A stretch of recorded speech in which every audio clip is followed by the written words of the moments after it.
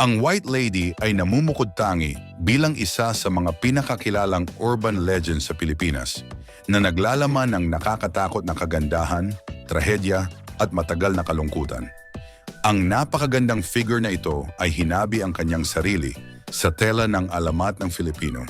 Nakakabighani ng mga puso at nagtanim ng takot sa mga henerasyon. Kilala sa lokal bilang Caperosa, ang White Lady ay kumakatawan sa isang trahedyang nakaraan na minarka. Nakilala ang kanyang alamat sa pamamagitan ng mga kwentong ibinahagi ng mga taxi driver, partikular sa kahabaan ng Balete Drive sa Quezon City, kung saan pinaniniwalaang siya ang espiritu ng isang babaeng nakatagpo ng hindi napapanahong katapusan.